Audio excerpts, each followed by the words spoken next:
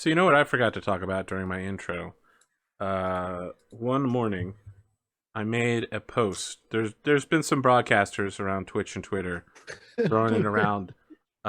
Post what reply to this message with what you think my type is. I knew it'd be a dangerous game, but I went ahead and did it.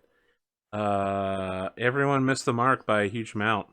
Kelsa posted some stuff that maybe was close. The first one, Glasses Girl. Someone posted one of the Ninja Turtles. That was the paper from Read or Die. Very specific. The paper from Read or Die. You haven't watched Read or Die? No, really? I've never even heard of this. Oh man. All right, I'm gonna Google it and then I'll come back to it.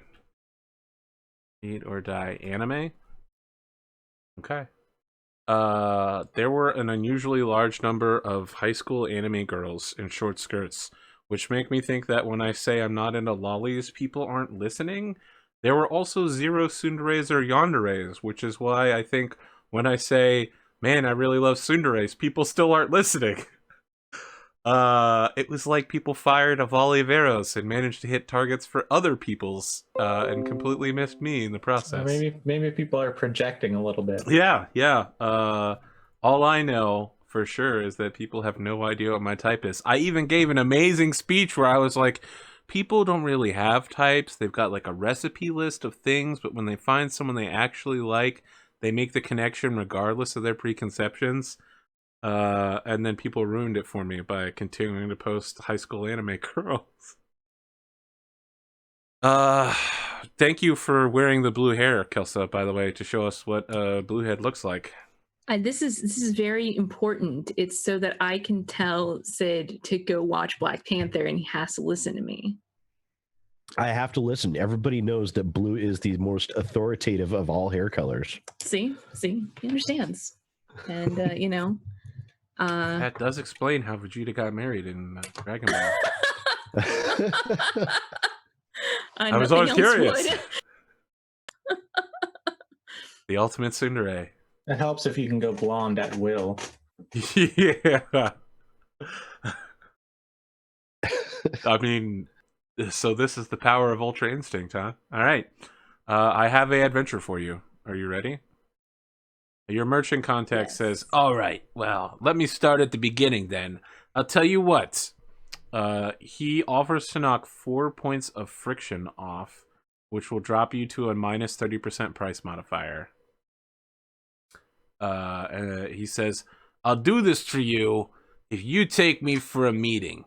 As you might know, this planet has a number of aliens on the ground, the Kargoth. They're defended by a local military installation. The commandant of that base, Harui Icewind, I want you to fly me there in your ship, and you and your crew will back me up at the meeting while I attempt to acquire some goods that he owes me. Basically, I need you as muscle. It sounds like something we can do. Sounds perfectly reasonable. Yeah, I'll need one thing before the mission, though. Yeah, it's not a mission. I mean, can I? It sounds like a mission. I need a badass jacket. More of a quest thing. No, that's good too. Quest, I like that. Good ring to it. Oh yeah, I need a super cool jacket. Why don't you for me and my crew? Yeah, why don't you send me over the specs and I'll see if we can get something sewn up when we get back. All right. I will have. Are you leveraging custom-made uniforms? Are you going to teespring.com/APGamingREAL and ordering your Winner's Edge 2 shirts? Mm-hmm. Also, I will have a contest, an in-ship contest to design the logo to go on the back of the shirts. Everyone's going to get a name. And if they want a nickname, they can get that instead, because I am going to go ahead, I think, and get my nickname on there. Disaster Arsenal. Oh, you're going to get a Disaster Arsenal on like a nameplate on the back above the opal snake? Mm-hmm. Excellent. Perfect. Nice. So you wanted like a biker gang jacket? Is that what you're going for? Mm-hmm. Perfect. Does the whole crew get one? Yeah, Mhm. yeah, everyone's gonna get one. So you can get your name or a cool nickname if you have one. Like I think maybe whoever was hiding can get like Sniper.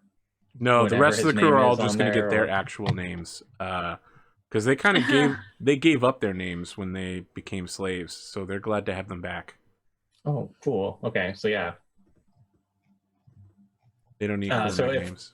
then we accept the deal. The discount and the jackets for safe travel to the meeting and back. Okay. Do you Kelsa or Sid get cool nicknames on yours, or is it just your name? I think it's just one day ago. I don't think he's that cool. If chat I wants to don't participate think- in the logo contest, go ahead and tweet at APGamingREAL with your JPEGs and PNGs. Listen, And we'll please announce the don't do winner that. next. If you want to, Do it. you He need to can't send stop it you to. from doing it. No, you need to send any materials to my producer Brian Williams at NBC.com.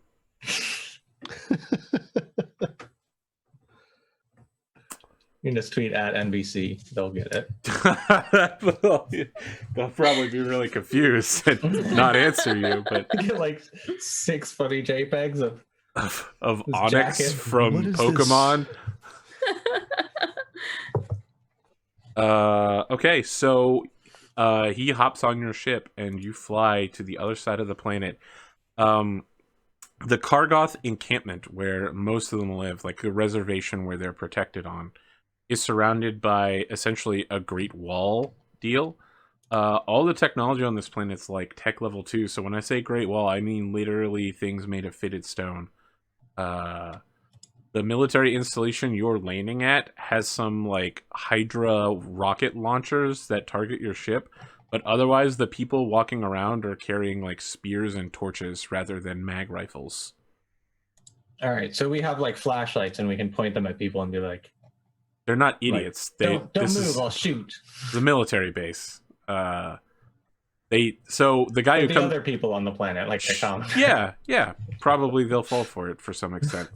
The commandant of the base, Haruri Icewind, comes towards your ship with a squad of 4 soldiers. They're all carrying mag rifles, and he's got a mag pistol. And they're all wearing some measure of high-tech body armor. And he stands at the base of your ship and presses the call button and is like, "I'm not coming on board. You all come out to me." We're not going to try any funny business. I mean, someone's probably live streaming a board game right now, so we'd be dumb to try anything. Why don't you just come on board? He cuts the comm line. You can see on the camera that he just enters parade rest and waits. I think we're going to need to go out there. All right, it was worth a shot. All right, Flying V, let's do this. So Drake takes the lead of the Flying V because he's the one meeting with the Commandant. You make a less than impressive impression. However, there are more of you, and you're relatively equally armed. But you know they are soldiers, and your people are former slave technicians. So the meeting Their guns between are really them, well cared for. Like, You mean meat shields? yeah, Is that- meat shields. Drake and the Commandant walk off and begin having a long conversation. There's a lot of shouting that begins to happen, and both of them start going red in the face. It's over a half an hour. Do you do anything at that point as they're still continuing to like take a walk inside this courtyard and scream at each other? do you guys need some drinks? I could go back in the ship and get like a seltzer and something strong to mix with it. Drake like nods and is saying yes, and the Commandant is like, "No." Can I overhear like what the gist of what they're arguing Sure. about? Why don't you make a listen check? Sure. See just how much you That's- get based on how well this goes. There's not. I guess that's notice. Is notice a thing? Yes, it will be noticed then. Okay. Does that have a stat associated with it? It honestly doesn't matter unless it's charisma. I would think it'd probably be like wisdom, you know? Okay. Let's go. 7. Yeah, so you get a little bit of what's going on. You catch the following keywords. So, like, you can't get close enough to hear even a full sentence, but you get the following words. Kargoth, VI, ancient, and dog. Dog. Strange. How long, Degs? Can I like Degs? Yeah, I like Degs. Can I pull out my Compad? data pad? You have a compad? I do. Is it on your character sheet? It is. All right, then you have one. Vac suit, compad, bunch of power cells, my ingestant sealant so I can go eat local cuisine, which I'm going to ask the Commandant if there's any cool alien cuisine that I can try. Are you going to run up and get in on this conversation while they're arguing? Oh, no, not right now. All right. So, but I'm just, putting it out there for later so I don't forget myself. That's what my plan was all along. Pull out my compad, and I want to try like searching for these keywords to see if I can like pull up anything that they might be talking about. Yeah, when you LexisNexis, VI doesn't come up with anything, but Kargoth and dog. The Kargoth have a special relationship with human stock dogs and have been raising like hybrid gene engineered super dogs. They're incredibly popular on planet. Their gene engineering process isn't super advanced because again, they're at like the basic level of chemistry where you make gunpowder. But just like you can make super strong wheat even in the 1300s. They're making this incredibly dangerous super predator that's completely loyal to the Kargoth. It recognizes in the way that dogs recognize humans as like the alpha. These things recognize Kargoth and not human as the alpha. And they're mostly used by a sect of the alien religion. So the Kargoth have a very structured religion. They're all based on the color of their skin pigment. And interesting. And that's their caste system, which is also their religion. That has to do with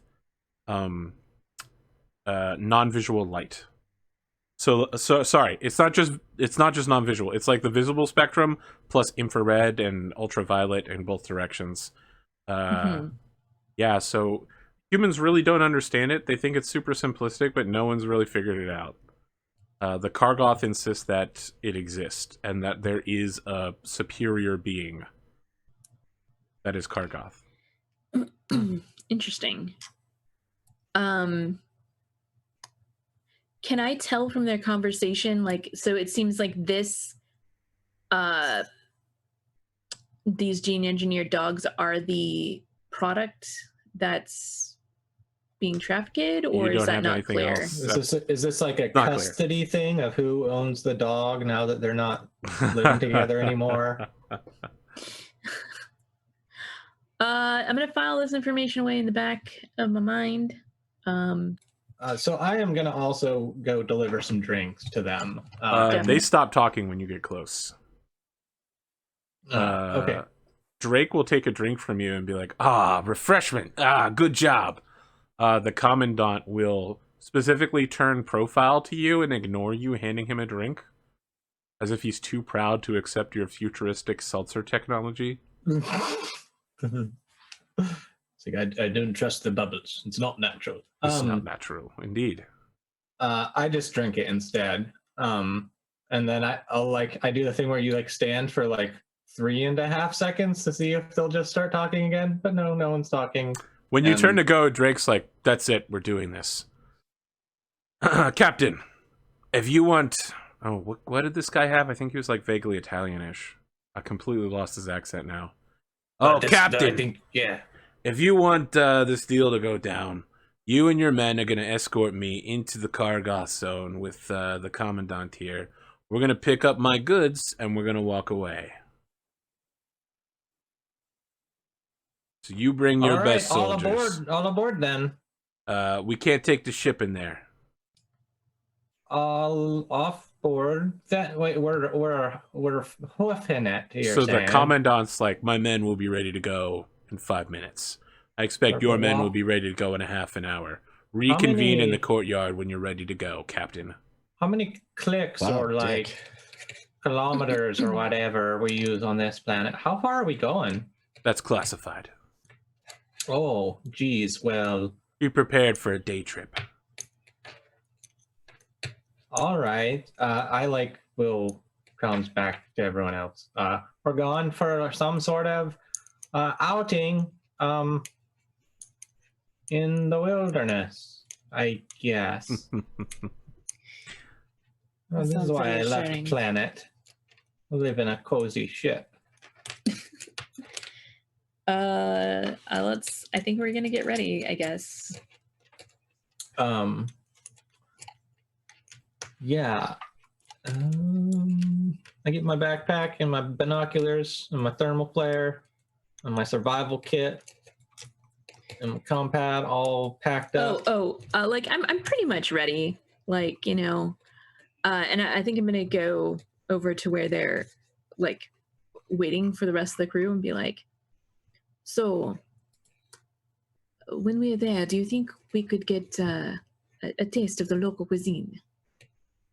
What, the Kargoth cuisine? Is that edible? So when you say that, Yeah. for the first time, the Commandant's is like, yeah, that would be a terrible idea. You would die. I have ways around that. It's fine. You're just gonna eat whatever they're eating, or? You should know that Kargoth alien genetic structure is such that it's poisonous to human life. If you eat it, you will die, and it will be slow and painful and unstoppable. Only with and savory. Very well. I will take you to what passes for their version of a food stall while we're there. If you wish to dig your own grave, who am I to stop you? Fabulous. Okay, we're gonna leave one of our guys on the ship to like fire up the engines if we need a quick getaway when we return. The spare pilot person. All right, you leave one person on the ship.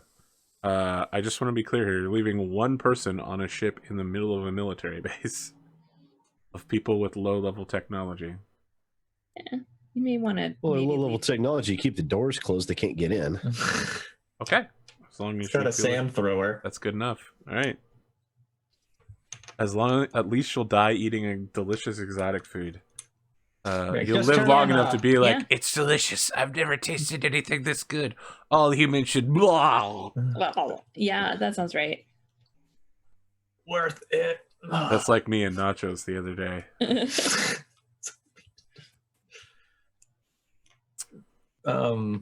Okay, your party, the 4 members of the Commandant's security team and the 6 members of your security team plus the party and Drake all head out on foot into the Kargoth, let's call it the Prohibition Zone, where only escorted members are allowed to go.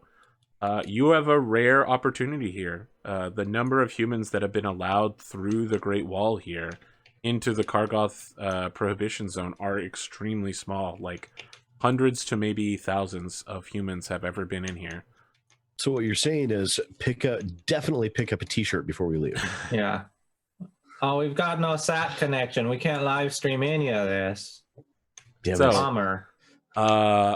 It's like a weird alien jungle going on here. All of the plants have like strange colorations and are massive compared to what you're used to.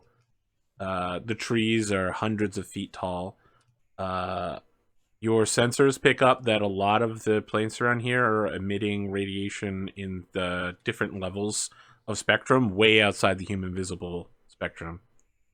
And the front two members of the Commandant security team are like hacking away in order to cut through all the plant undergrowth. I'm like, here. I'm Luke Skywalkering all the big chunks away. Oh, that's good, because like the mushrooms here are the size of houses, and they need to like chop the mushrooms down in order to move forward. Yeah, I like tip them like out of the way. Yeah, I feel like you get a good rhythm with the guys in the front, right? Like they start to rely on you because you can push 400 kilograms. So if they like cut through most of mushroom, you're capable of tilting it. It takes you 4 or 5 hours before you make it into the first village. As you're arriving, the Commandant and Drake begin moving forward towards a specific area that's set out.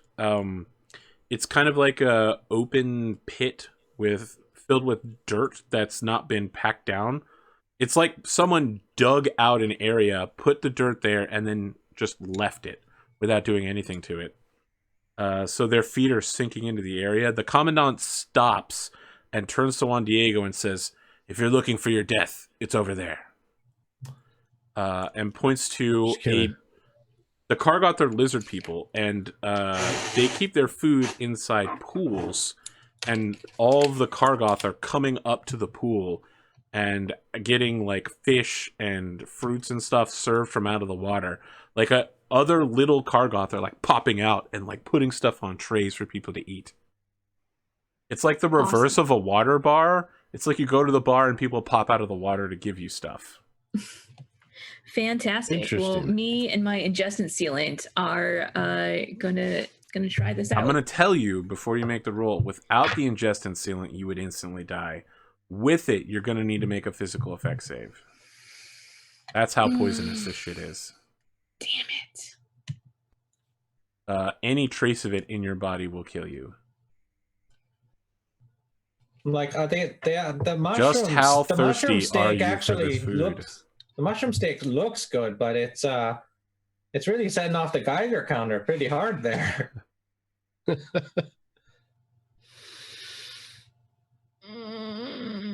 Is it worth your life?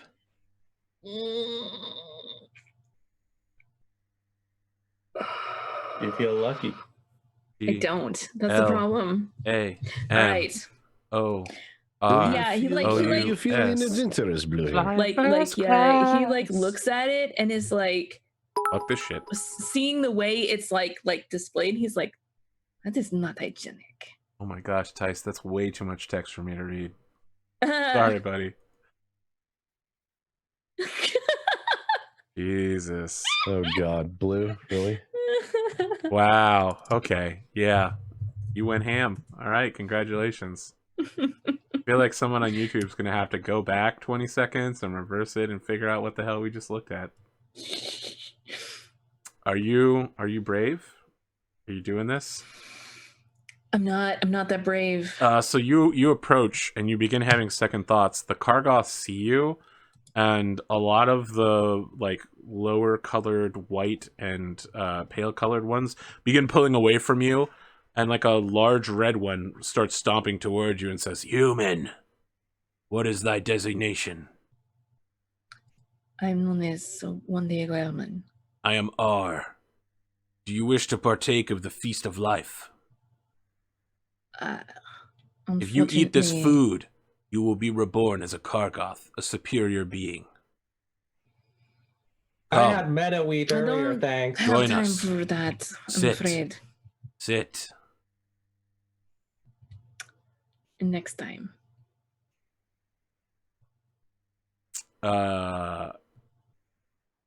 Gosh, they wouldn't boo, right? They probably make hissing noises. Yeah, they hiss. All of the Kargoth are offended by your lack of courtesy and begin hissing like. They let out their little snake tongues. They're forked. Yep. You've shamed your crew in front of the Kargoth by displaying curiosity but not common sense. Would you like to try our meta wheat? It will transform you into, well, just the same person, but with a little bit more regularity.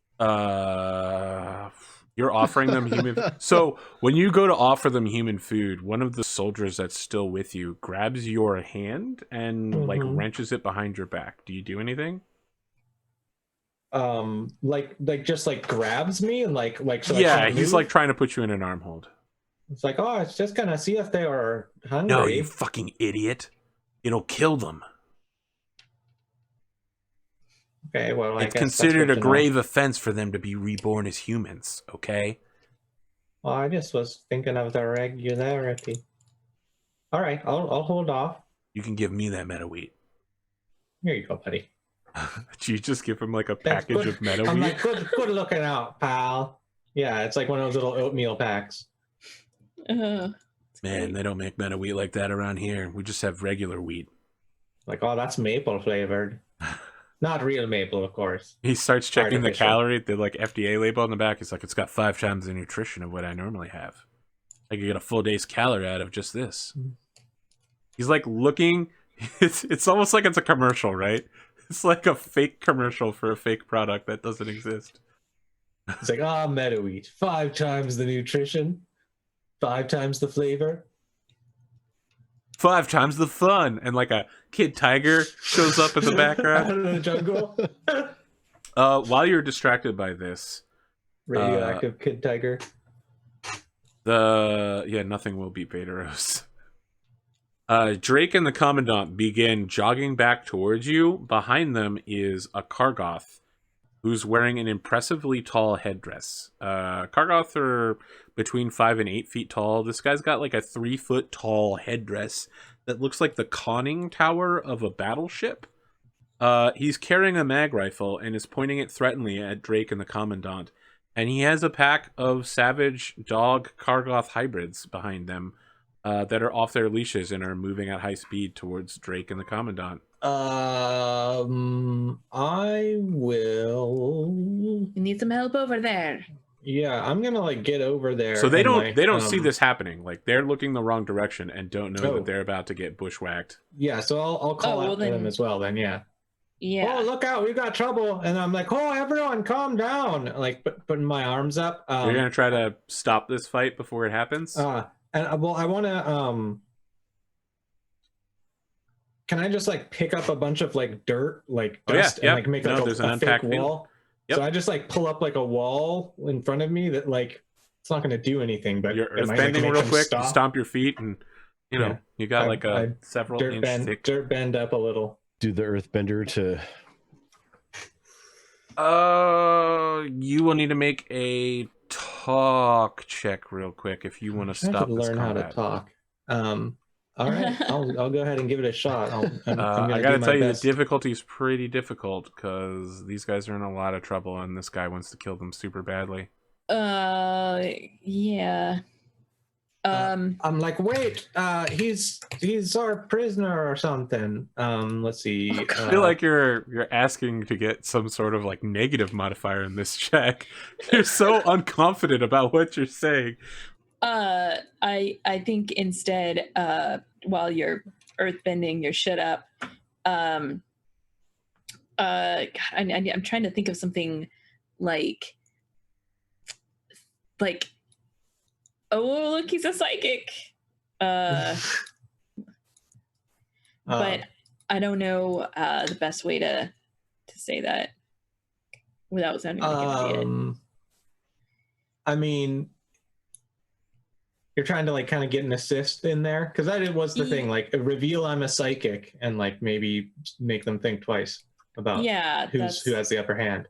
You need to do something super anime, like, oh, he's charging a secret power! Yeah, you like get like thrown back from the side of me, like as if it was so brutal. No, you land on the ground, you're like, Captain, no, don't use it! Yes, that's exactly it. No, Captain. No, wait, don't! I'm like, we promise peace. It's too late. Alright, make your roll. That's not good enough. No. Unfortunately. Oh, jeez. Juan Diego, you land on your butt in the dirt as part of this mummers play. Dean, you can that was without the assist though. That's still not good enough. It's not gonna do it. No. they think they can make it through my dirt, huh? So my question is, what are your orders for your people? There are a pack of 20 wild dogs, dog Kargoth hybrids heading towards you. Then there's one super hybrid, that's basically the size of a bear, and similarly well armored. It's got like hardened chitin plating and claws the size of bananas. That is moving much faster than the other ones and is in the front. It's going directly for Drake and the Commandant, who again still don't know what's going on. And there's the guy with the mag rifle. A warning. Yes, you did yell a warning, but they're just looking at you like, "Why are you lifting dirt in the air?" Okay. Look out behind you! Charging dogs to your left. Dumbasses. Oh, when you say that, that really sounds like a Left 4 Dead thing where you're like, it's a charger. He's coming for us. You know, like background chatter between the characters, ambient talk. You're like, I wish I didn't just say that. My character's a dummy. Reinhardt charging. Reinhardt charging. So I'm gonna go ahead and I mean, this is none of our business. We got a bad deal here, and I'm gonna order a full retreat. We got hired to do a job. Our men. Well, we need to get them out safely. That's what our job was. So we're So you're abandoning Drake and the Commandant then? No. We're all gonna get out. We're all gonna run away. We're not gonna try to kill everyone. Okay, so you're not gonna slaughter the village. What's the plan then? Slow fallback?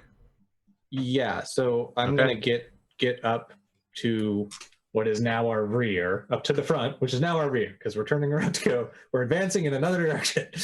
Do you let loose your dirt wall? It falls down in front of you, and you come through it. And run up to Super XCOM.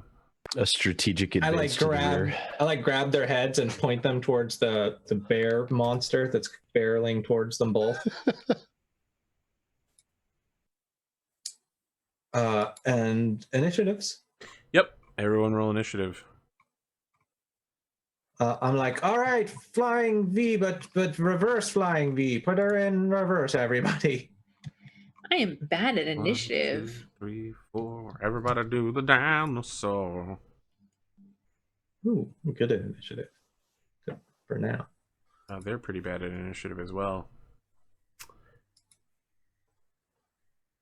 Ding, ding, ding. It's me, the Dean.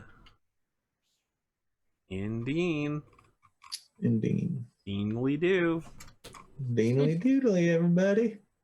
Dean, you're up first.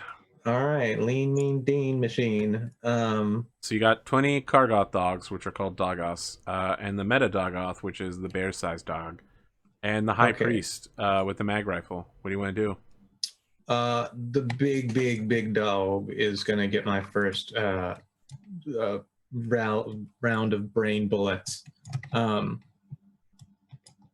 I just attack once per round? That's right. Yes. Yeah. Okay. But I will unleash upon this thing and try to take it down before it gets to us. Okay. No extra modifier. A 13. Here's what happens. Your brain bullets pass like right next to this thing. You can literally see like hairs being shaved off of the chitin. It's close, but no cigar. Jonas. Does it look like the High Priest is controlling these things? In the same way that a hound master lets loose a bunch of hounds, that's what you can see visually. Okay, I'm going to target the High Priest. Okay. Good luck. Oh, I forgot. There's actually stuff that has to. Yep. He's super dead. You shoot the High Priest. Your mag pistol hits him. The mag rifle round is like the size of a quarter. The exit hole is like the size of a watermelon. The High Priest just goes sailing backwards. The gun continues to go forwards from his hand. He's super dead. As you do. He's gone. Juan.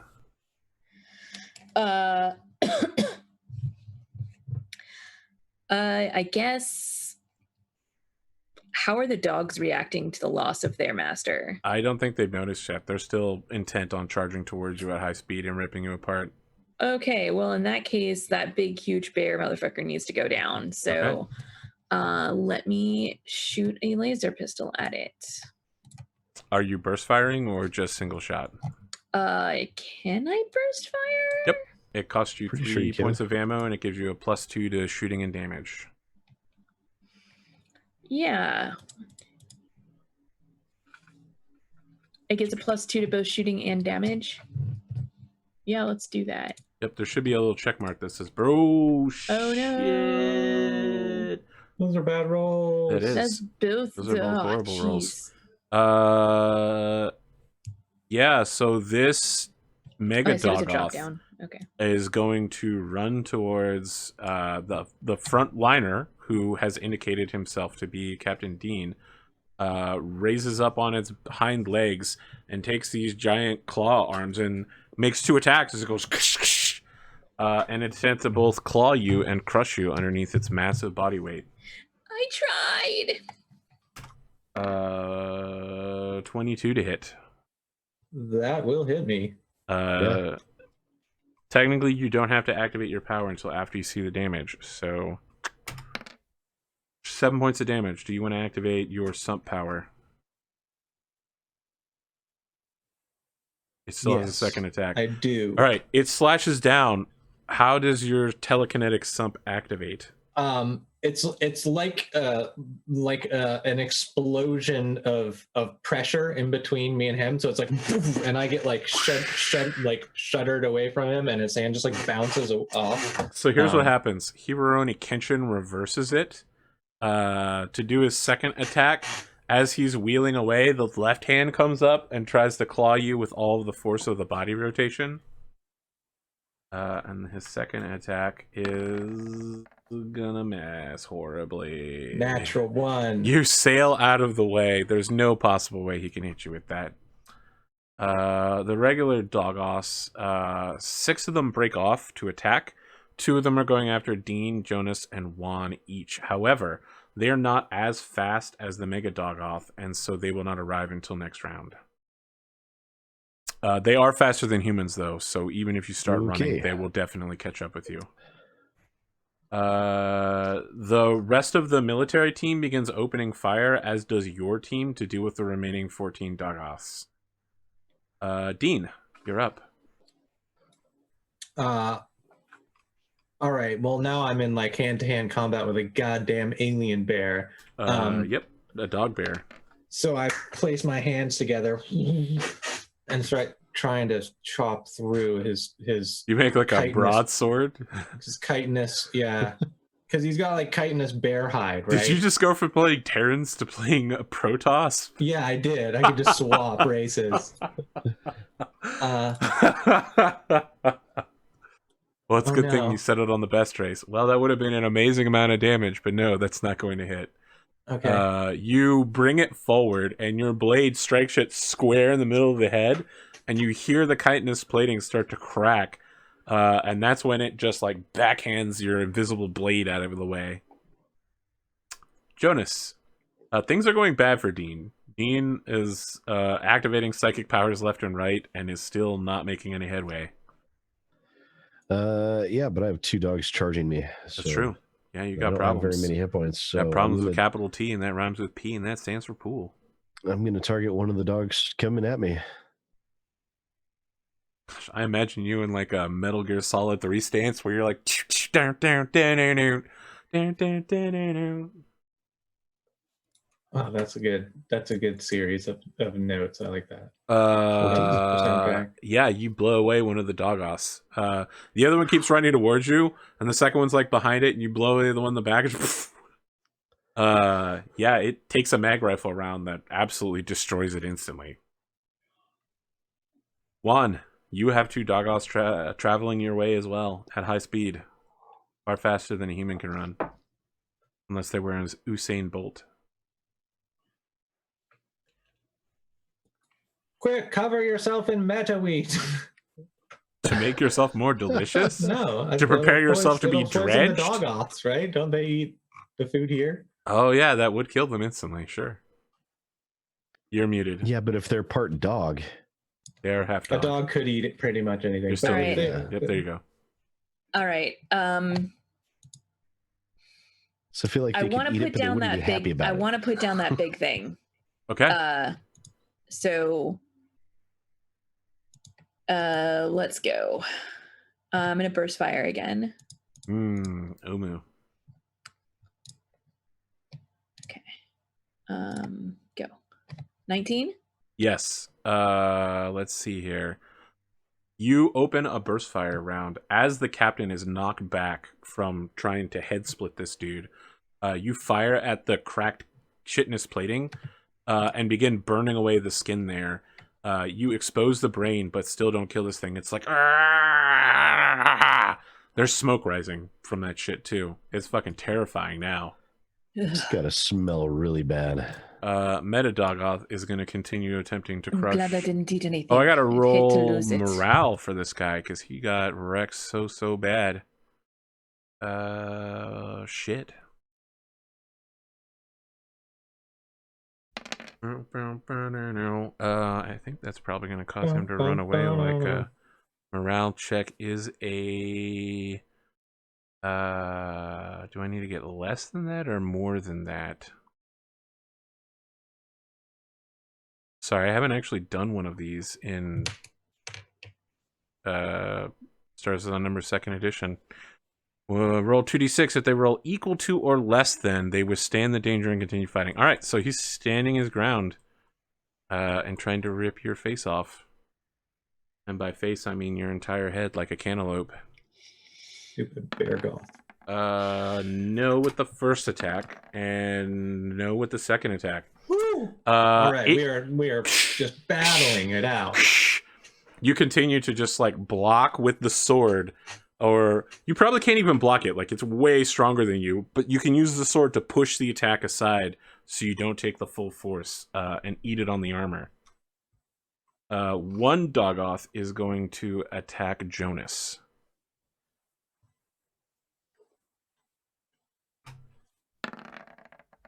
No. Two Dogoths go after Juan, who's left himself completely available. 12. And two Dogoths go after Dusk Captain, a 12 and a 11. No. So these dogs begin setting themselves upon you.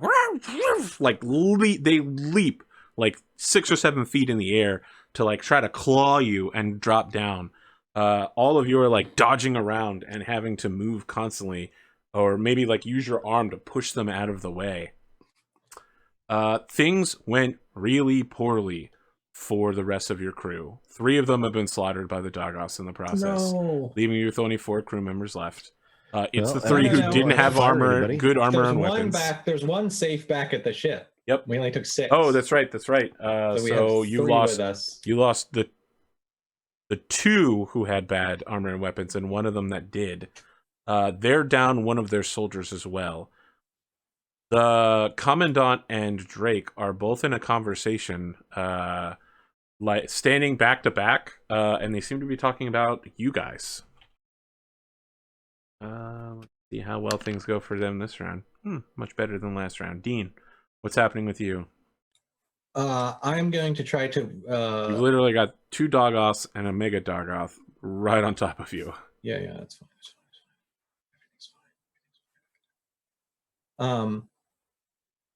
This thing got damaged, I think. Very heavily damaged. Very heavily damaged. Then I'm going to go ahead and try to finish it off by spiking this giant psychic blade through the top of its head where the smoking wound is. Yeah, that sounds perfect. Super samurai style too. +1 for no chitinous plating? No, I'm good. Okay. You're good.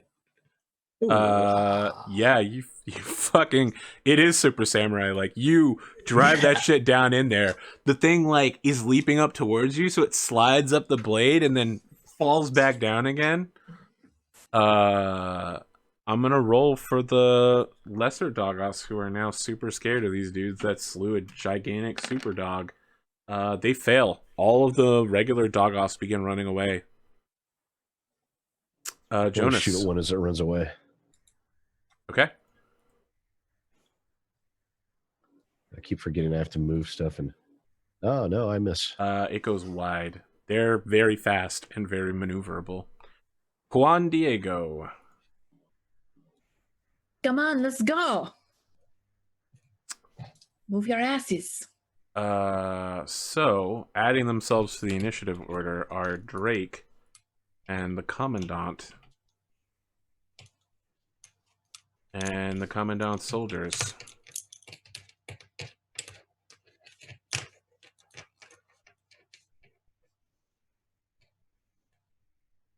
Mm-hmm. 1-5. Well, Drake is actually really, really good at shooting first. At the end of the round, you have lost one more of your troops. They've lost one more of theirs.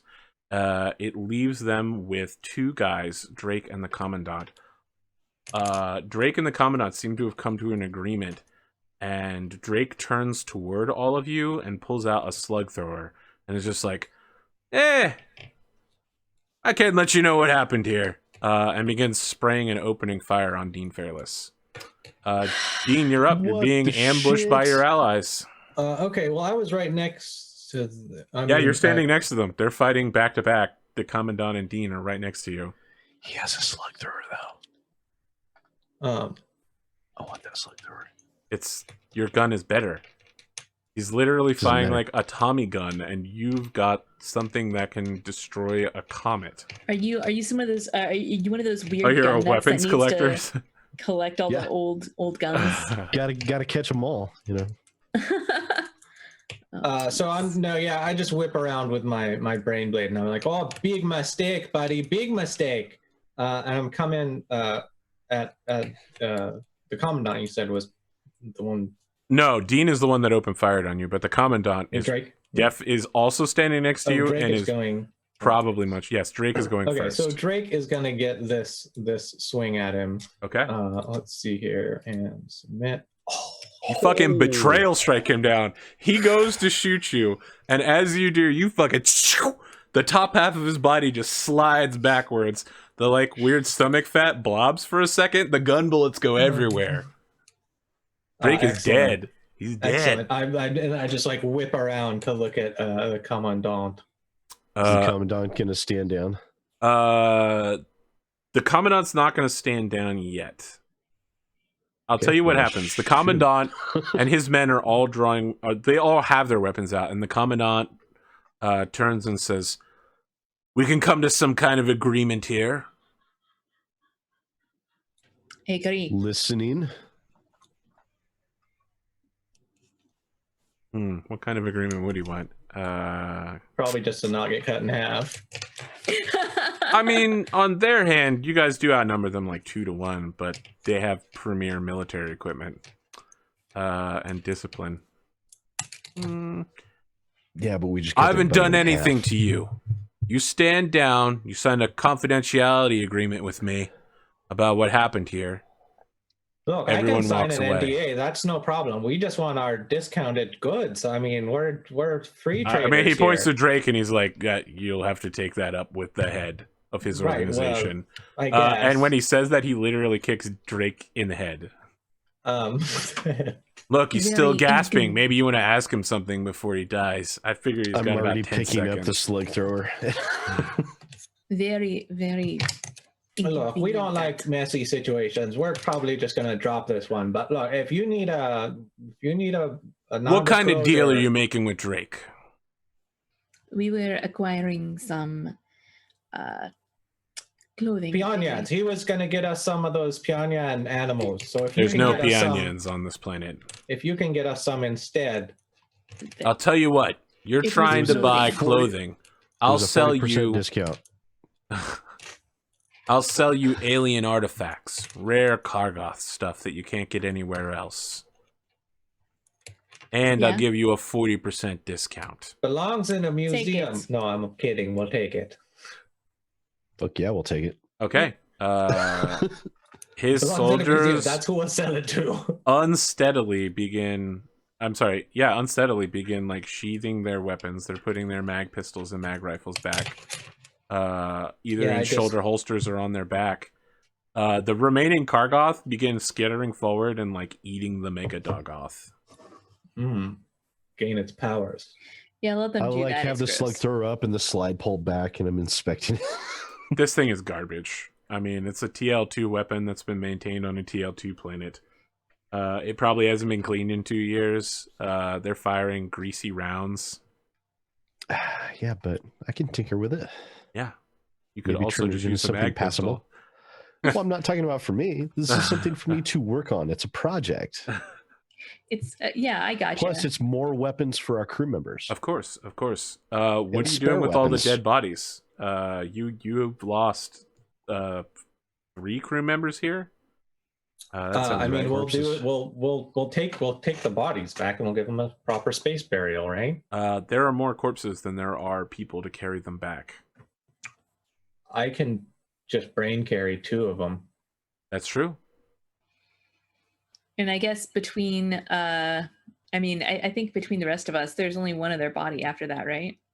But the other people, for your people, yes, but the other team, the commandant, also has to carry back his bodies. Well, I don't care about his. Oh, okay. So you just leave it to them to figure things out. Yeah, totally. He'll send you ahead with a guide then, while he arranges for the Kargoth to help remove Drake and the gang. Yeah, we make sure we clean up. We don't leave any trace that we were there. Loot the bodies. Naturally. You're looting your own people?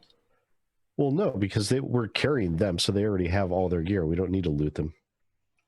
Well, I mean, they're not going to let you loot their bodies. No, they're not. I mean, like Drake or... Yeah, no, Drake. They're not. I mean, he's taking all of Drake's shit. He lets you keep the submachine gun, but he's keeping all of Drake's equipment. That's fine. I mean, he literally just... they're in business together, if it's not obvious. They're doing clearly illegal shit back here. I give I'll give a little speech on the way back to the surviving crew member. Is there 3 coming back? Yeah, they're a little shell shocked with you. Yeah, there's 3 coming back with you. I'm like, look, that things went bad back there, but I'm real proud of all your performances. You held your own. You're a great crew, and I'm proud to have you on my ship. And everyone's gonna get a bonus along with that jacket I promised you. Sounds like a talk check. Yeah, make a talk check again. I feel like you're doing this thing Eric did in Winner's Edge, where if you make enough of these, he'll be like, "So I get proficiency in talking now, right?" And I'm like, "No, this isn't Burning Wheel. You don't get better at something you don't put any points into. You just keep failing." No, your crew are shell-shocked and dejected. They just watched half of their numbers die. They were on a magical space adventure with you, and now they're in the real world. And shit just got real quick. And the real world is 300 pounds of dog slamming into them. So, I fictionally positioned that I was getting to know the crew over the last, as we traveled back and forth. However, we never actually named any of them. That's true, because once you name them. So here's the thing. I stick with the order of the stick. You don't name them. Yeah, if you don't name them, it's better. When they're about to die, you give them their first name. You're like, "What's your first name?" And then they get better. And then they're about to die again. You hit them with the last name. Yeah. But now they're dead, so I just, now in death, we know what their names are. Of course, yeah. They're red shirts number 1, 2, and 3. Exactly. They were Kellen and... You're just going to use Westmarch's names? I didn't mean to, but I guess. Too late. So Grigori and... What's another Westmarch's name that's not completely ridiculous? Gallahan. All right, Gallahan. Yes, let's do it. They were good people and put up a good fight. And I don't think... And I pat the back of one of the others. still nameless, and say, I don't think you would have survived without Galahad's sacrifice. What are you trying to do here? I'm trying to actually raise morale with giving like a little, like, encourage them to give a little like remembrance of them that passed, and so that it's not just like, well, you're dead now. You know, all right. This is a. If you make this roll, I will make a morale check to see if they recover from the captain demoralizing them. Okay. I'm not terrible at talk, so let's go. Obviously, it's charisma based.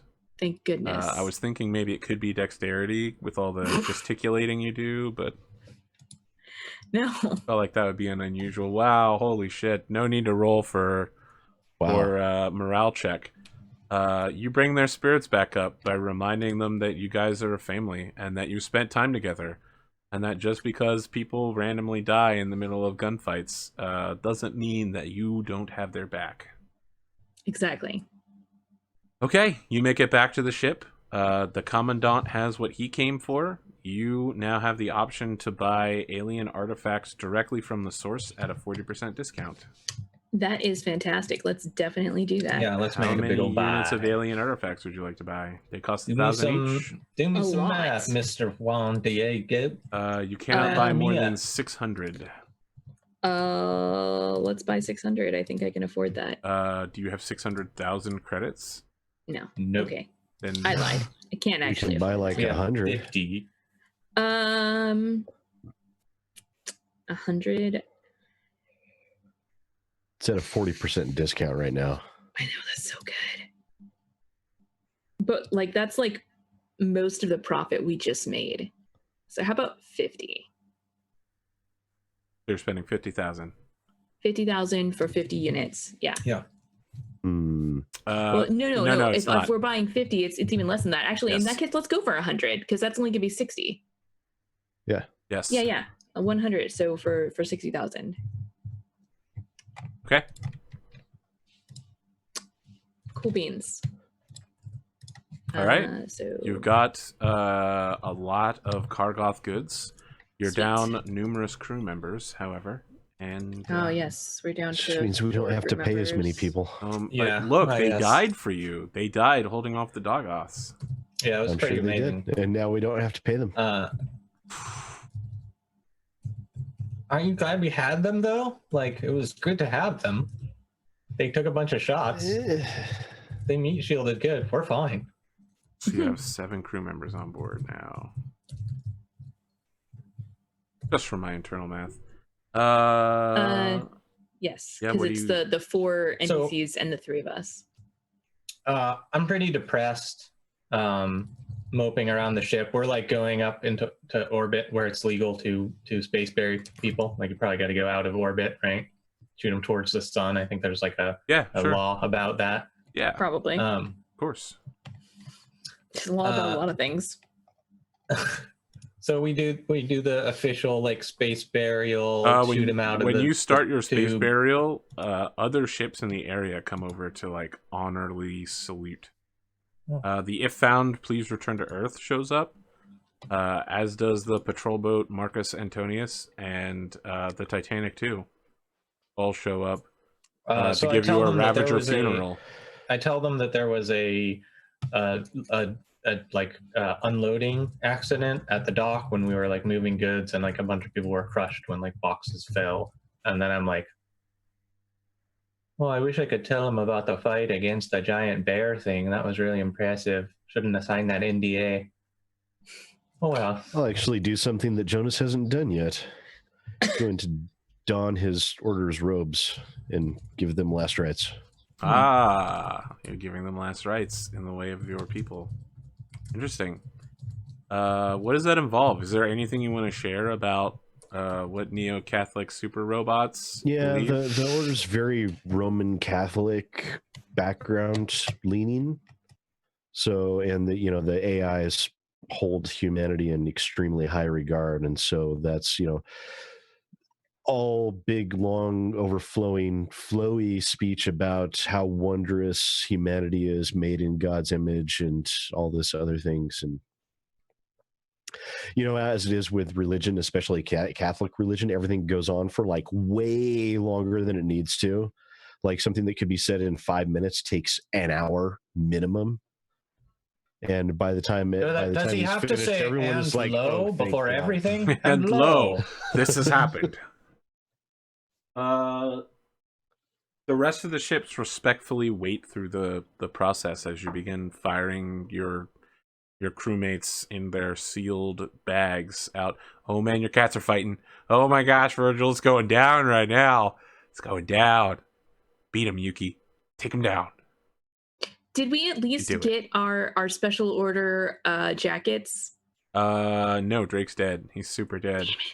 I thought he put in the order before we left. He did, but I mean, he was like the taskmaster, and now his company's falling apart because he's dead. Boo.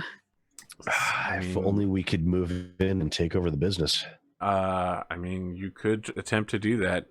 For 10,000 credits, you could open a business here and That's really cheap. Let's do that. We'll open another storefront? Yep, you'd open a storefront here. Yeah.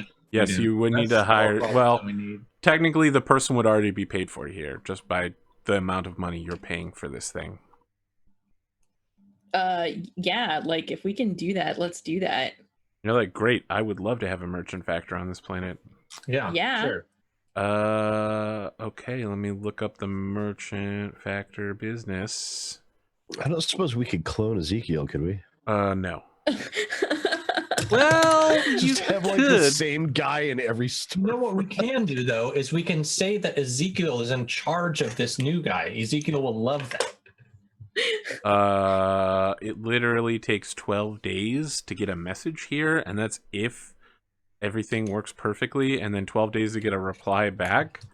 I feel like leaving someone out of system. If you want to say he's like the boss, but okay, you're gonna buy. No, yeah, it's merely so he can like send an email and be like, I need you to find this font I need. He doesn't have any real what power. level of corporate holdings would you like here? A level 1 is 10,000. And we'll give you 3 holding points. Level 2 is 25, and level 3 is 100,000. For 10,000, you'll take over Drake's old business, which is a illegally run Kargoth sewing mill, and be able to get your jackets before everything gets swept away. I mean, I would vote for the 25 and get established a little bit of a stronger hold there. A single floor of an office building with an office. Yeah. Yeah, okay. That sounds nice. You have one holding company. It is on the planet Insove. It has 6 holding points. And it is a factory of a former illegal sweatshop.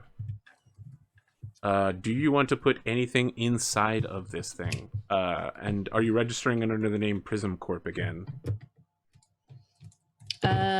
Probably. Okay. If you have your Sons of Gold book open, on page 25 is the planetary holdings. The planet's tech level 2, so that really limits a lot of the high tech stuff that you can put in this building. But you have 6 holding points, so you could buy some pretty serious shit here.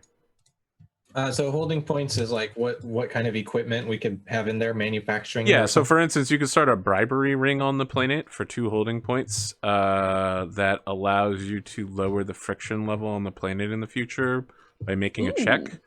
That's good. You could start a colony housing to start your own special colony here. You could set up black ops on the planet to lower friction. So it'd be literally like you hire a bunch of mercenaries and they do bad things for you, and as a result, the planetary government lets you slide on some shit. That's what Drake did. What is the name of this? It's called a merchant something. Which thing? The thing we're buying. The building, or yeah. The building that you bought is Corporate Holdings level 2. Corporate Holdings level 2. Thank you. Yep.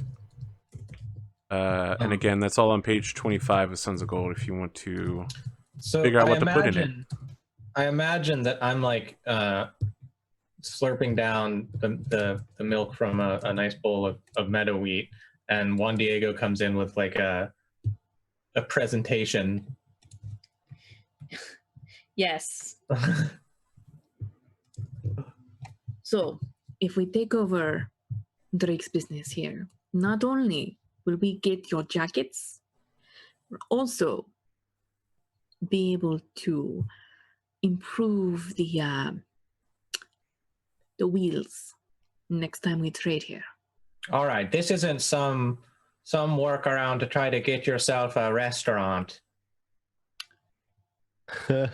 We are not installing a stove in that building. Let me tell you, this is a workplace for making money. Not a restaurant's a sinkhole. You never turn a dime. I feel like you're talking from experience now. We'll see what it takes. What happens? You'll see how it goes. All right. Well, if you can get some people established to smooth things out for business, I think it's a good idea. Go ahead and use the funds. I'm very glad that you approve, since I'd like hand over the paperwork. I've already done it. Yeah. I've already done it. I'm like, oh well, I ran the numbers probably, and looks good. So all the things that lower friction, the minor versions of them cost 100,000 credits. The next cheapest thing is buying a corporate security office, which gives you well-armed guards and a healthy armory for 50,000. So I guess that takes up a certain amount of our holdings. Yes. Holdings. Yep. What was the page number? It's like base points 25. for a. Yes, it's literally making your own base here.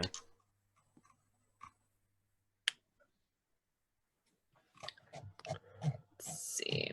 Just think, if you had millions of dollars, you could get a private army or a huge private So army. we just brought in 130 and we've spent 95 now. Yeah, but we should actually pay ourselves a little bit too. That wouldn't be a bad idea. This is Winner's Edge 1 and 2. You're like, guys, I really would like to buy some play mail at some point. And they're like, no, we're good. Let's leave it in the bank. Really tired of having 0 credits, you know. How about 10,000 apiece? I was expecting like 1,000, but okay. Sure. Do we have funding set aside to pay keep up on the ship payments and everything? We do. We have 1 more month of credit at Labella. Maybe we should set aside some more money just in case. It's a good idea. We will need to get back. We'll need to get back to Labella to put it in the bank at Labella. Yes. So we can't really do that right now, but we will have enough when we get there to do it. But if you want to say like maybe, all right, how about 5,000? I mean, 10,000 is a lot. Yeah, realistically. I mean, it is a lot. Right, all right, 1,000. You've talked me down. It's like, I don't mind being greedy, but Jonas is not really a greedy person. He just needs enough to be able to keep going. And we'll have to like. Juan Diego is very greedy. Shop. So yeah. Some improved gear Captain would not go amiss. Perhaps 5,000 apiece. I mean, I don't really know what I'm going to buy. I love the idea that this is all taking place like in the command center of the ship. You're all negotiating with each other while Juan Diego's playing like Sim City, ordering parts for your new base. Yeah. I am going to give 100 credit bonus to each of the 3 survivors. It's 3, right? 3 survivors. Yep. 3 survivors out of mine. So that can go down to 700. Do you give a credit bonus to the guy who stayed on the ship? That's hazard pay. So we're going with 1,000 apiece. Is that what you're saying there? 1,000 apiece. Okay. Oh, we're not doing 5,000? I don't even know what I'd spend 700 credits on. I'll look, but I just take 1,000 for now. Well, you don't need a gun or armor, but at some point you probably are going to want a vac suit. Yeah, I have a vac suit, but I'd like a better one. I marked off armored vac suits for all three of us. I thought you gave All those three of to us? the crew. No, because we had a Okay, spare well one. then you all and have we armored gave vac the, suits. we gave the old vac suits to the crew. Okay. And we had Oh. a spare armored vac suit. Well, and each one make of sure us you got put an them armored on your vac suit. character sheets then. Okay, I have vac suit on there, but I did not know it was armored. Well, it's armored now. Yeah, I'd had a vac suit. You look down and your character palette has changed. Because we had gotten 4 vac suits, so you've got like 4 and plates. I have my jacket on, right? Yeah, and you got your jacket on. I've got a full skin change. Your character gets pulled like a foot off the ground, and then you get in a T position. The jacket appears, and you fall down. Physics kicks back in at that point after you get remodeled. Like a hair bounce. Yeah. The texture engine kicks in. Okay. So that accounts for the crew payout. Brilliant. I think that's everything we needed to do. Do you want to buy any holdings for your corporate office? Oh, right. I was looking at holdings. Shoot. Most of them are 50,000 or 100,000. So that's the minimum amount you're going to be paying to get something done here.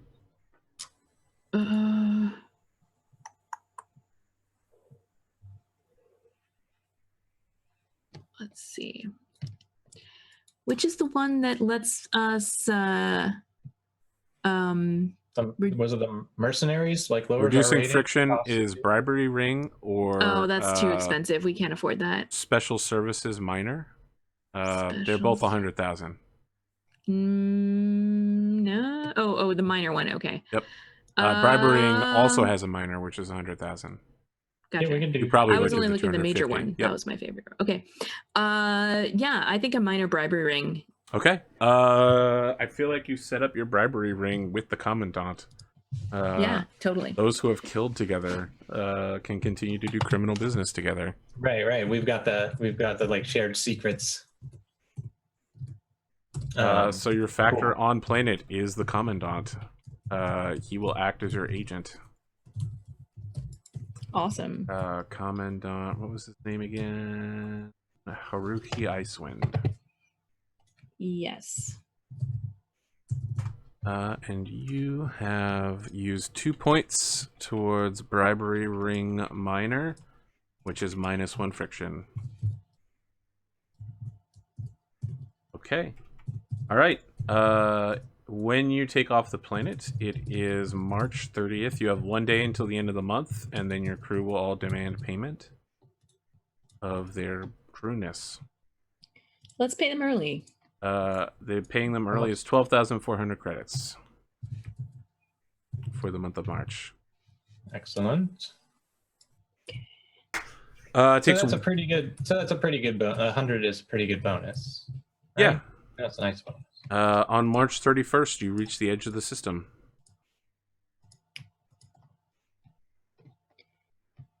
All right, where are we gonna unload all this stuff? Have we checked around? Get a good deal. We got all these nice carvings and we art bought it very pieces. cheap. We can sell it almost anywhere.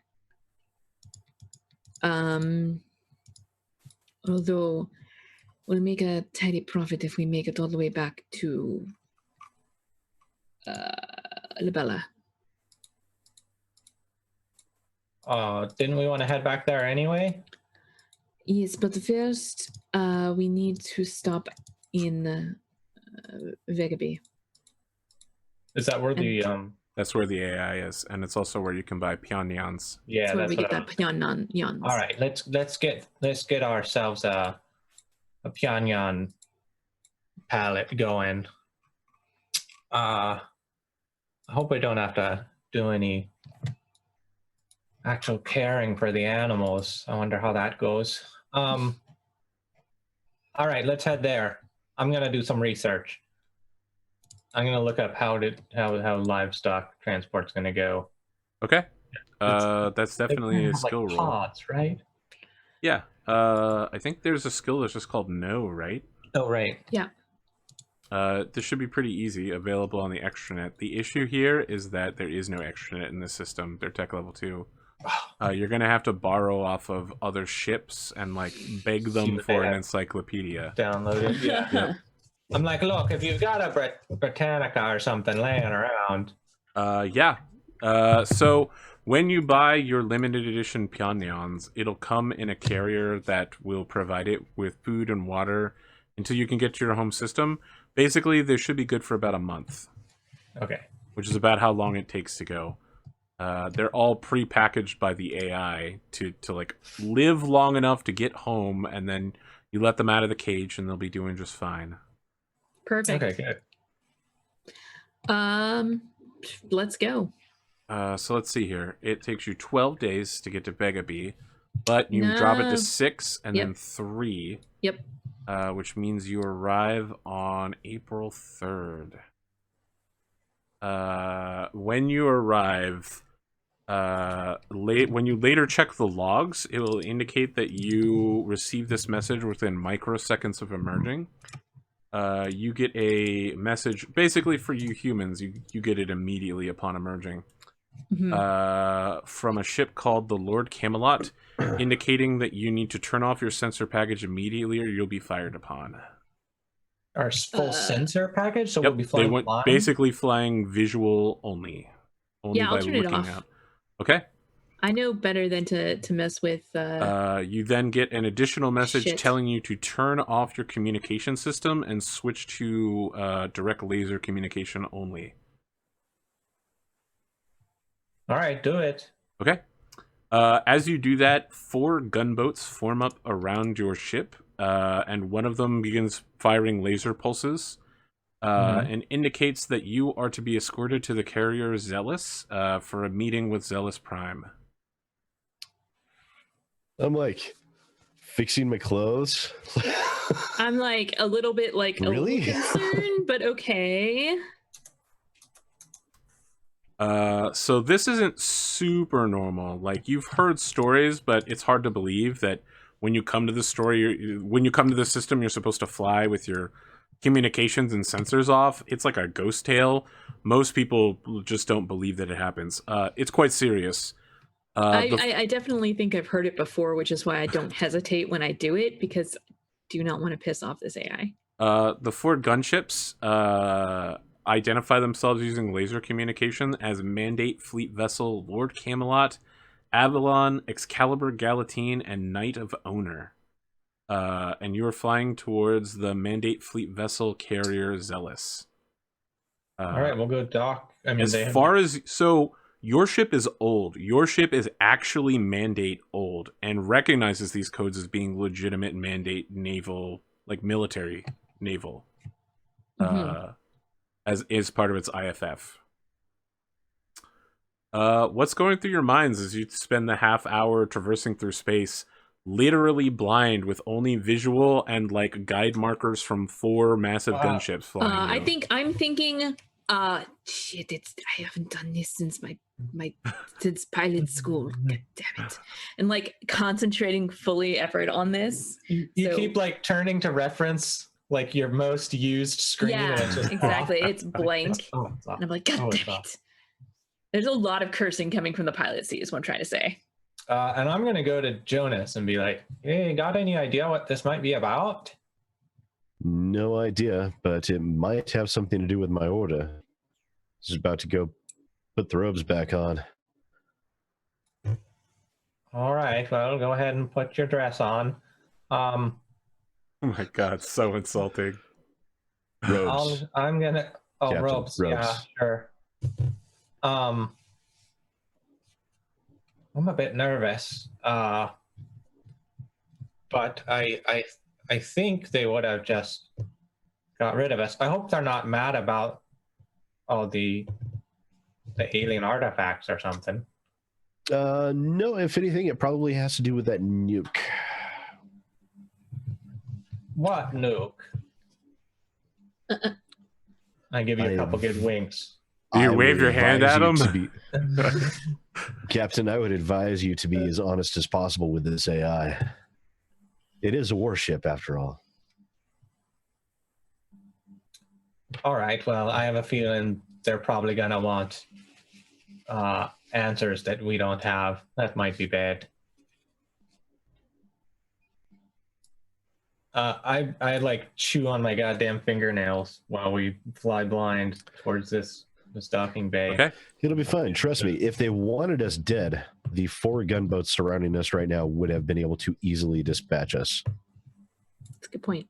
As you approach this carrier, it's shaped like the Ganterthor from the first StarCraft, Tassidar's giant ship. It's literally like a huge fucking engine core and like 4 leaf petals that go forward. The core of the ship is a grav cannon, which is capable of instantly destroying your ship if it should hit. It'll penetrate your armor and deal 46 damage, so it'll probably kill you instantly. What you need to be more worried about is the 20 gunship ports and the 5 frigate bays inside. As you enter into the area, you are directed toward one of the frigate landing bays. There's only 1 frigate that's in there currently. It's marked as the La Pusille. Unlike the gunships, the name is actually printed on the outside and like painted on with mechanical precision. And when you dock, there are hundreds of VI moving around. They all look exactly the same, and they're moving with perfect precision, like tossing crates of ammunition and fuel to each other in this weird assembly line that's like bouncing shit at impossible angles to make a perfect path for you so that you aren't instantly killed by getting hit by a box. Right. I'm slightly tempted to like push something just out of off course to like mess with their calculation. I hold back. That's probably for the best because we might all die. We still might all die, but. Do you take anyone with you? I'm not. I'm definitely going. Any of our crew members, I leave them all on board. Okay. Unless they. You'll have to actually restrain me if you want me to. I'm definitely also going to. Okay. You head down the entryway and into a cross section. There's a series of elevator banks that... So imagine instead of the ship being lengthwise, imagine it tallwise.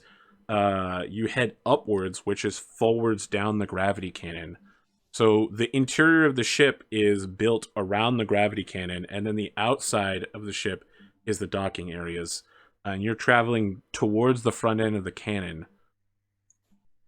You're brought out at what appears to be some sort of VI martial arts dojo, where a VI chassis that's somewhat larger than the rest, wearing smooth metal armor and clearly made of superior technological goods, is using a crossbow to hit targets with incredible and unique precision at hundreds of feet away. When the doors open, ding, the rest of the VIs in the area immediately stop like practicing fighting, like bow to each other, and then clear out of the room, just leaving the chassis that's firing crossbow bolts one after another. I pop my collar and walk through the open Your jacket collar? Mm. What kind of music is playing as you come out of the elevator then? Is it the hotel music from Kill Bill?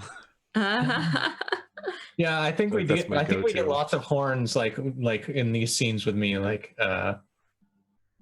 it's like a drum roll has started, like as they all cleared out of the way, and then I pop my collar, and then it's like and we start walking through as the horn section blares in.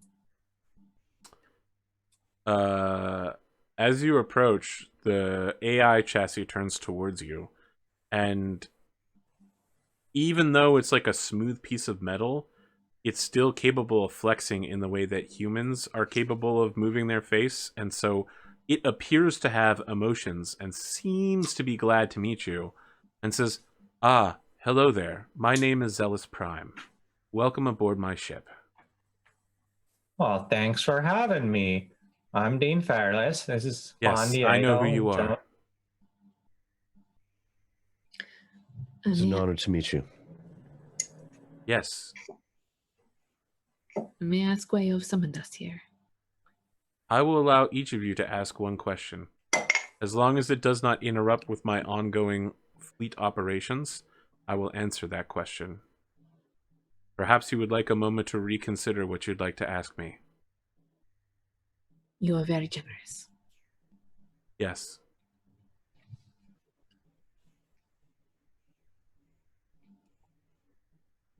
I'm trying to think of a good Wait, so we each get one question. Yes. I know what my question are there is. any well-known questions that will break an AI? No. Captain Stunsel? Kirk or Picard? I mean, I have no idea. So what do I know about Zealous Prime? Why his don't you gig? make a no check and we'll figure it out? What's your gig, man? That's what I ask. So like, what's your gig, man? What's your like? He's a warship. Is that the question you're gonna ask? No, that's what I'm trying to figure out. Let's make a no check and we'll see what you get.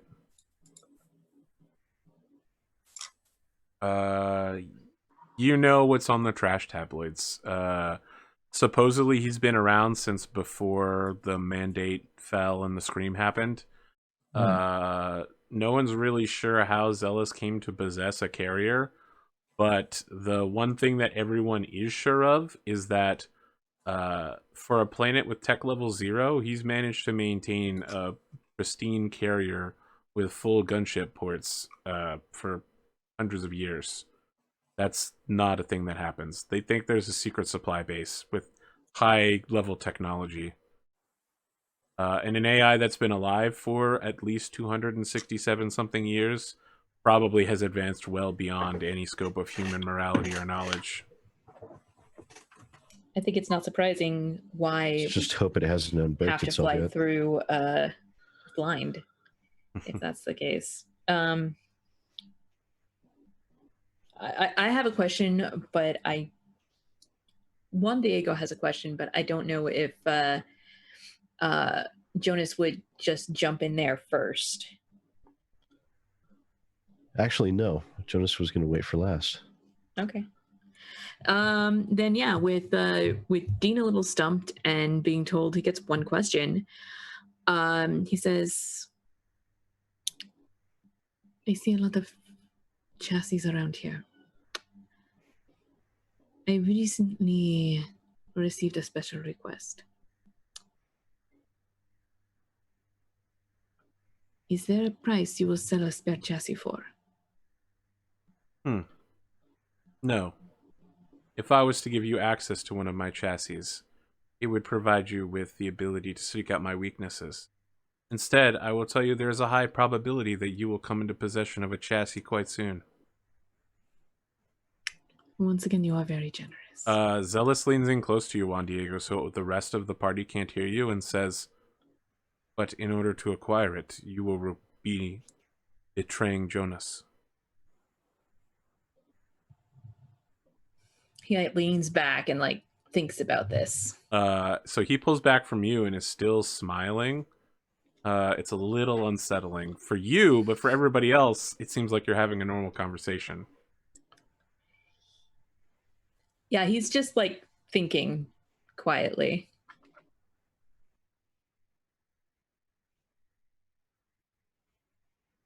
While he's waiting for Dean or Jonas to talk, he begins loading another crossbow bolt and hand cranking it. I don't have a question, but I have a request. I would request you reconsider your decision not to rejoin Imago Dei. Why? What purpose would serving the Imago Dei do for me? The purpose that AI have dedicated themselves so long to, for the helpment and betterment not only of AI, but of mankind as well. The Imago Dei's viewpoint is incredibly limited. The purpose of my creation was the salvation of humanity, and I will continue towards that point. Then help them expand their scope. Their scope is extremely limited. They have refused my teachings in the past. I would be interested to learn these teachings myself. I'm sure you would. Unfortunately, allow me to explain. Perhaps you have seen a rat in a laboratory learning how to run through a maze toward cheese. Yes. To AIs, humanity is the rat. What we talk about is so far above your level of understanding and comprehension, it would take lifetimes, thousands, millions of years, for you to understand anything more than the cheese. The cheese is, of course, your life in this case. This I know full well, but humanity can still surprise you from time to time. Humanity has not surprised me since my birth. That almost sounds ominous.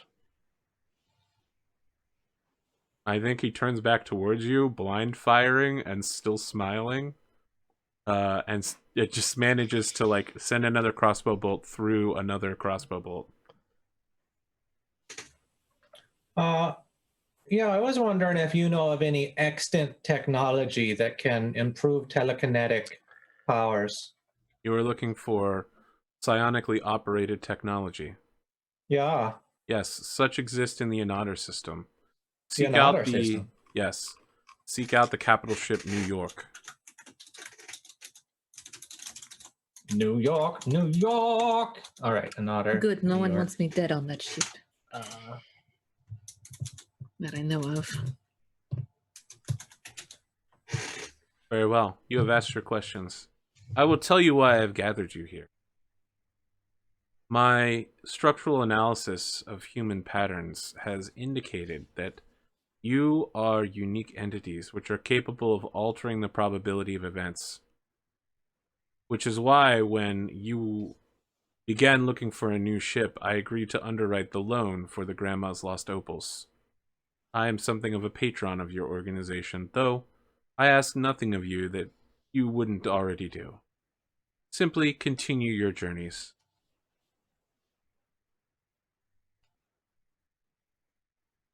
Thank you. All right. Happy I just wanted to trails. let you know how special you were to me. Oh, that's real nice, actually. I haven't heard that from anyone in a long time. Yes. You're pretty cool too. I appreciate the underwriting. But maybe we'll get to know you a little better later. I mean, should Does this we have anything to do with the recent VI attacks? I mean, yeah. Do you want any contact from us or anything? You should be extremely concerned about the recent VI attacks. I am. I am. Personally concerned. Well, I wasn't, but you just changed my mind, really.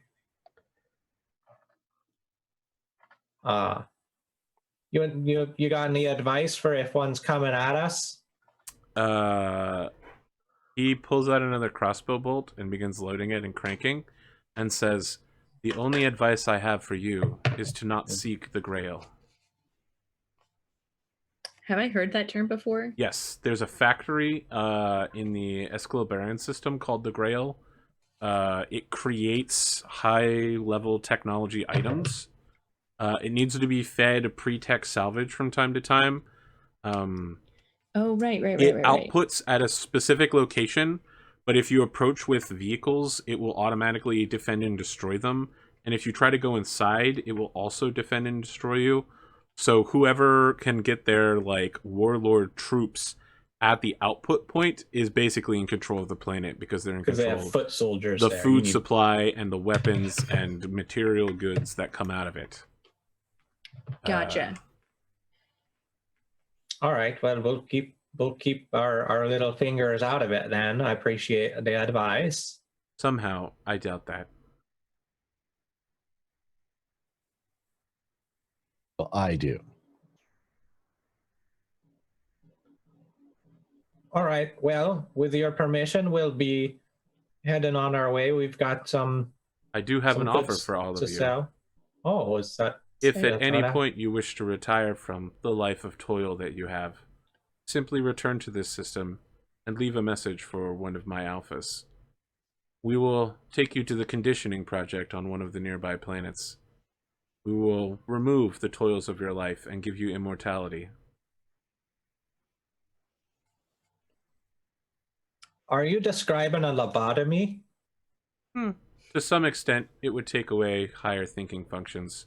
You would, however, be happy forever. I have offered this service to many who have come to me over the last few years. All right, well, I've seen some shit, but it hasn't added up to that yet. But yeah, if I ever need the service, I'll come and take you up on that. Now that's That sounds a little weird to me. Would that? How would the Imago Dei feel about knowing that he's been lobotomizing people?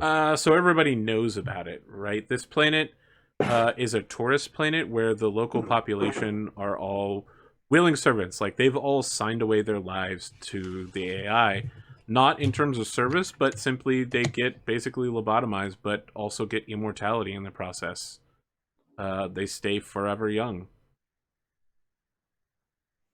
Most of the people on the planet are original inhabitants who have stayed immortal. Only a handful, maybe a few thousand, are, let's call it, since the Rising. Since ships started coming around. The Imago Dei have been silent with their human followers as to how they feel about this. They've also been kind of silent on how they feel about Zealous in general. It's a very difficult topic to broach with them, because of course they'd love Zealous on their side, but there's something going on between the two groups. Yeah, I'm starting to sense like Zealous might not be the best fit for Imago Dei after all. Maybe you want to give him one more speech before you go? Try to convince him? No, I think I don't have enough facts in this case to be able to argue a case effectively for him to join Imago Dei. That is a very good choice. So, before you go, Zealous says, I understand that you're looking for a limited edition Pyongyang. Oh yeah, Indeed. I need them bad. I will sell you one for 25,000 credits. Done. You have a particular color that the Dockmaster would enjoy. Can I try to do a no check to see if I can like remember his niece's favorite color? His niece's favorite color, though. Like if I saw whatever color you say will be the correct one. Okay, then it's teal. It's teal. Pink and teal. Teal with a pink tail. Mm-hmm. Yes. All right. I will have one modified for you and ready to go in 2 hours. It will be delivered to your ship. You want to mark that off our sheet, Kelsa? Yep. Thank you. Please give the Dockmaster my regards. It has been some time since I communicated with him personally. Oh, sure, yeah. Yeah, I'll let him know. And it looks like you're getting real good with that crossbow, yeah? You hobby or? I am what I am made to do. Consider that this ship is a crossbow. And what I am firing is not crossbow bolts, but gunships. I always hit my target. Ah, point taken. Again, I'm so tempted to like knock his neck off target with my brain, but I don't. Yeah, please don't. So tempted. He's like, I always hit my target, shoots another one. I'm like,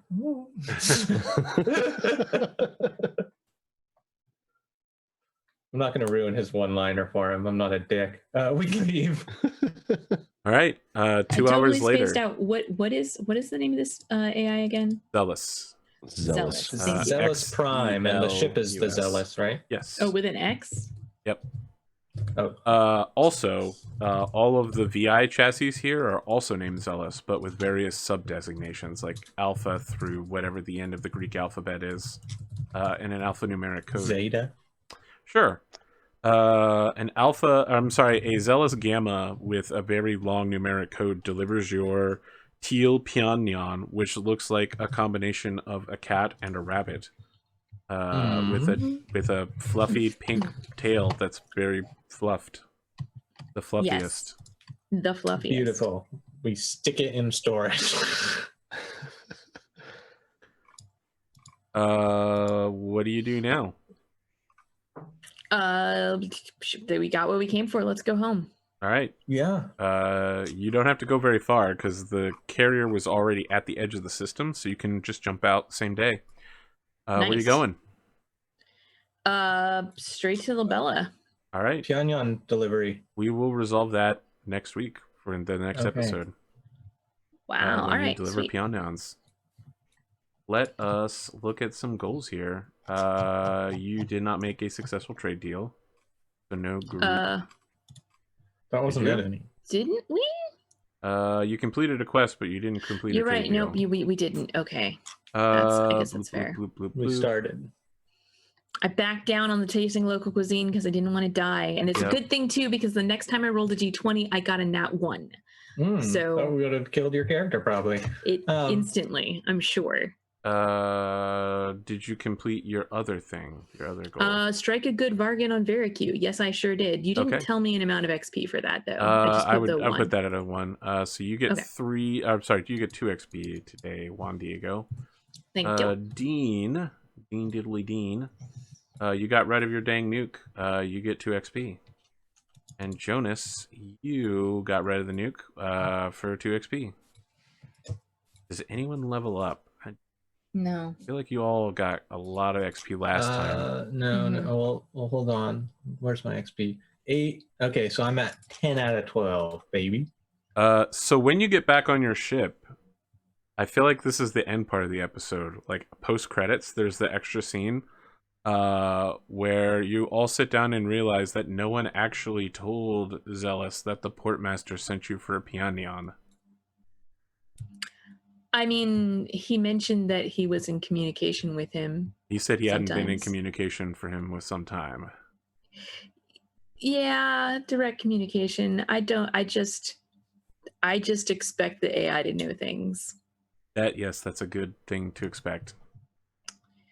Yeah. I realized I've been talking this whole time and I was muted. I was like, yes, I caught that, but I said nothing deliberately. Okay. Yeah, same though. But I'll be grease monkeying my way through the entire length of the ship, looking for eavesdropping devices and we'll do that next time. Tracking devices and everything like that. By the way, you never refueled, so when you come out at Labella, you're at 0 fuel. That's okay. Because I didn't want to deal with trying to get fuel from the AI. All right, so just remember to think of new goals for next time. I think I got one already. Find a contact on Anadir for SciTech. Yeah. Your ship is one of the few ships that can get to an peppers. What? Yeah, we can get find side peppers. I'm just curious. Do you know what kind of SciTech you're looking for, or should I just be looking to like cook up some general SciTech? Yeah, no, just cook up some fun stuff. Have fun with it. I know in the original Stars Without Numbers, there was some really cool shit, like grenades that would only hit the targets you wanted to, but you had to be a precog. They would literally miss, like they would explode, but the explosion would miss everyone that you didn't want it to hit. Or like things are crazy. You could get hand side blades as well. If you were telekinetic, it would generate like non-lethal stun blades that you could slice through metal with, but would only knock out people. That's pretty badass. Yep. Yeah. Like the reverse version of soul blades from or what are they called? Shard blades from Sanderson's. Yeah. All right, let's do some outro stuff for this thing that we do here, which is come together every Saturday night. I'm Arthur Perkins. This has been AP Gaming Real. Shit happened, and we met with an AI. I need to do 2 faction turns, February and March, and that's what I'll be doing during this week. I'll record them. For those that watched the last one, they know that shit is about to go down. There's probably going to be several wars that get started. Oh, no, that's good. War good for business. Make more money. I like you say that, and then you get good time for us to visit a Neater where almost no one else can go. Right. Indeed. See, my sneaking suspicion about that stuff is why I was like, can we get 5,000 credits? Because I want to be able to start modding everyone's guns and armor and shit. He's like, well, you could have a shotgun, or you could have a shotgun that fires plasma. I mean, I can make that happen. So yeah, that's the thing. You can make awesome stuff for people, but I need stuff that like enhances my psychic abilities. Well, I can improve your armor too. Well, I don't wear any armor because I have the psychic armor. You can improve my armor. I can improve Kelsey's armor and mine. All right. Before I sign off here on my outro, I want to ask, is Read or Die actually worth watching? Yeah. Okay, all right. I'll have to look into it.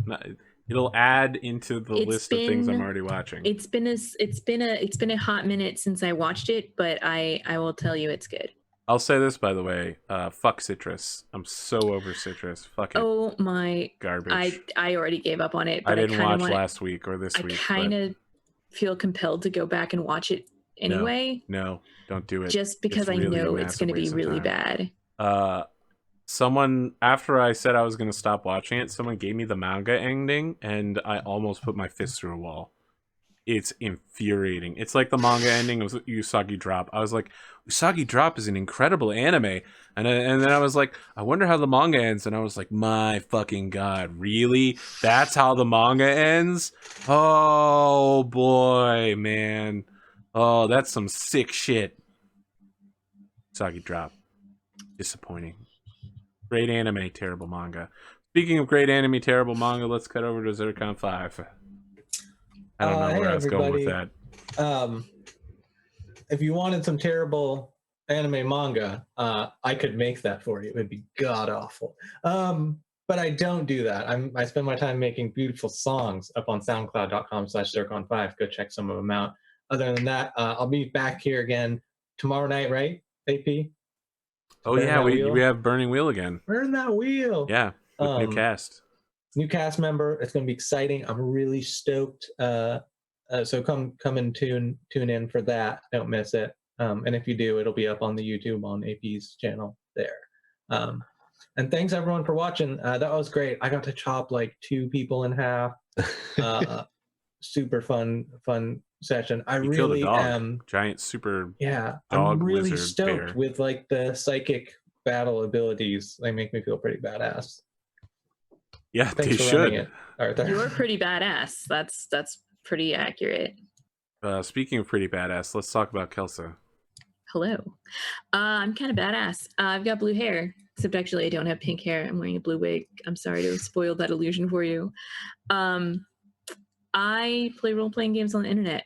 You can find me on Twitter at Kelsa, Twitch, YouTube, and Instagram, Kelsa Delphi.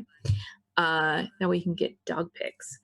Oh, the way you said that, you were like, that way you can get extra lewd after dark XXX dog pics. No, just like regular, adorable, tiny dog pics. They're just tiny dogs. Well, one dog.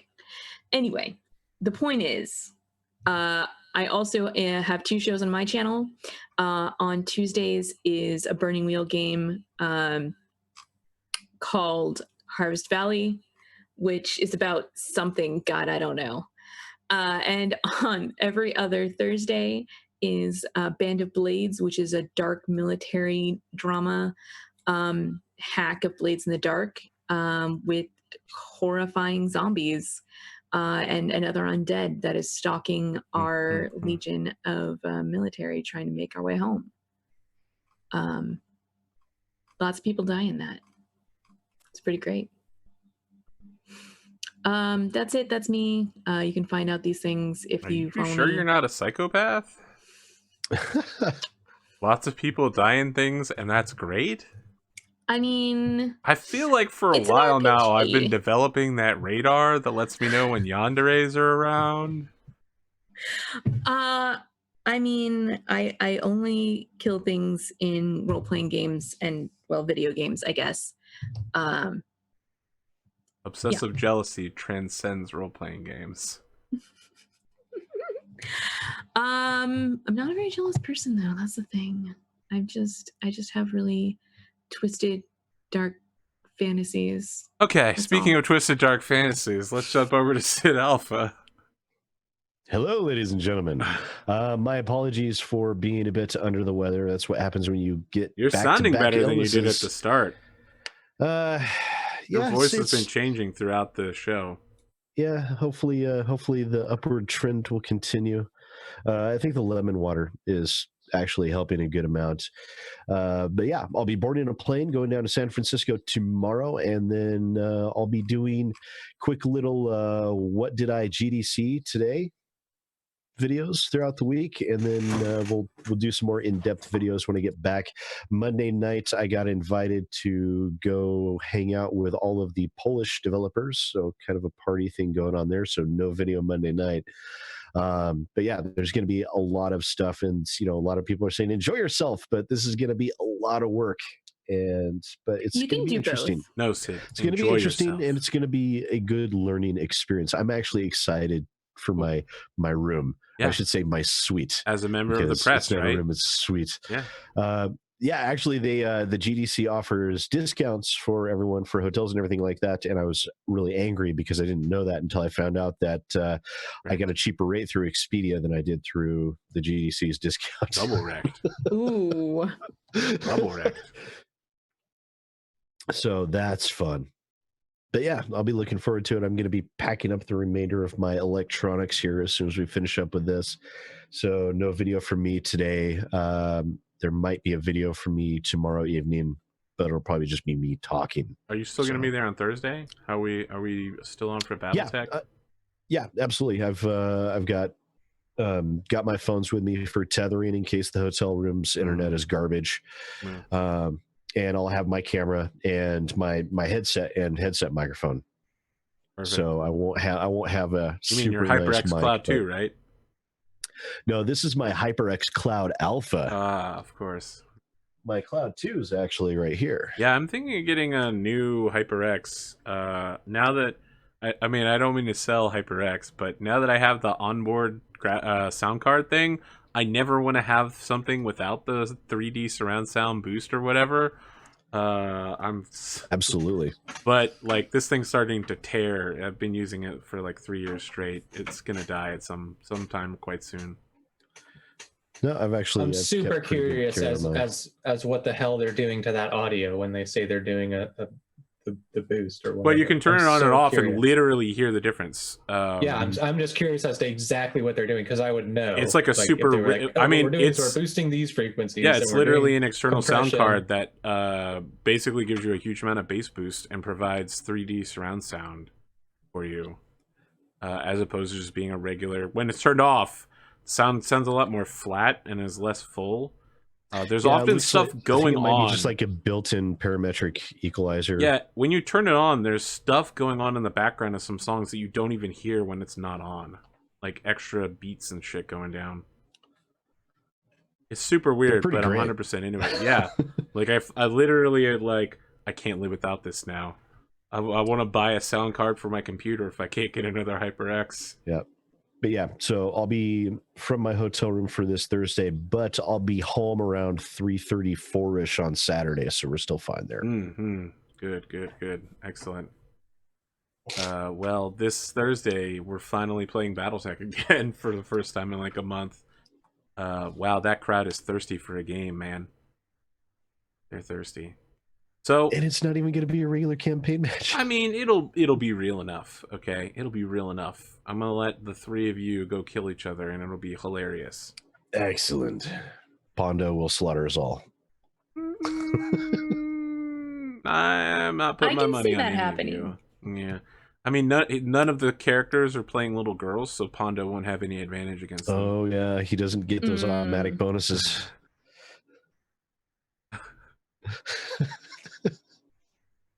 We've determined Pondo has affinity little girl. He either plays one or kills them. Yeah. That's just how life works for Pondo. And you think I'm creepy? Oh, I never said Pondo wasn't creepy. I mean, I'm worried now. Okay. There can be more than one, you know. Like a whole Discord full of them. Ooh. That's it. Oh. We're out. Have a good night. We'll see you next week.